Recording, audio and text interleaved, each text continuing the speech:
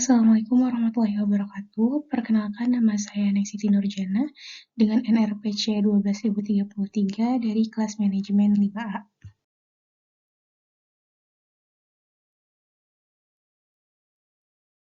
Saya akan membahas mengenai skema penulisan latar belakang. Yang pertama di sini ada pengertian latar belakang.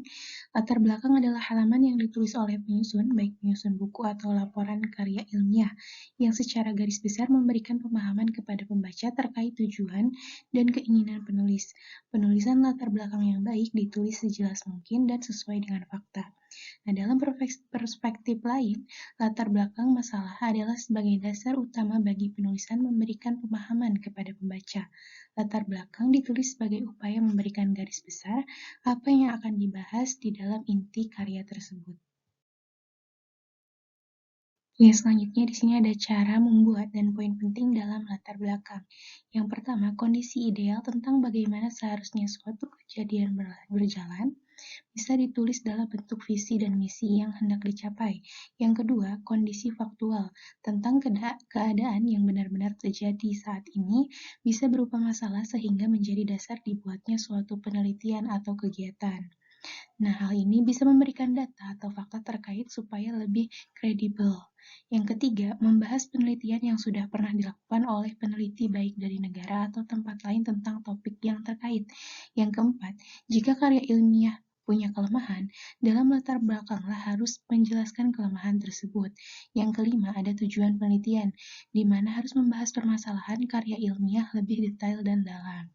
Yang keenam, ada metode penelitian yang digunakan dalam karya ilmiah. Yang ketujuh, ada perumusan singkat mengenai pertanyaan penelitian. Yang kedelapan, ada solusi berupa saran singkat atau penawaran solusi terhadap masalah sebelum lanjut ke pokok pembahasannya. Nah, selanjutnya ada contoh skema latar belakang. Di sini ada contoh skema latar belakang, yaitu strategi pemasaran para pelaku UMKM dan dalam menghadapi krisis era pandemi COVID-19. Nah, di sini ada harapan yang pertama, para pelaku umum dapat menyesuaikan kondisi yang dihadapi saat ini, melakukan strategi pemasaran yang benar saat pandemi COVID, dan menghadapi krisis pandemi yang berlebihan. Nah, di sini ada GAP-nya, yaitu pengaruh pandemi COVID-19 terhadap perekonomian para pelaku UMKM dalam menghadapi krisis dan langkah strategi yang dilakukan. Tapi di sini ada kenyataannya, para pelaku UMKM mengalami penurunan penjualan akibat dari krisis pandemi COVID-19. Nah, di sini dalam menghadapi hal tak terduga seperti COVID-19, pelaku UMKM tidak memiliki strategi pemasaran yang benar. Nah, pelaku UMKM kewalahan dalam menghadapi krisis pandemi COVID-19.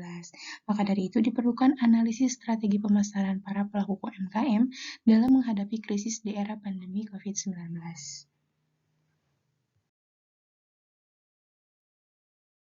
Ya, mungkin cukup sekian yang dapat saya sampaikan. Kurang lebihnya mohon dimaafkan. Wassalamualaikum warahmatullahi wabarakatuh.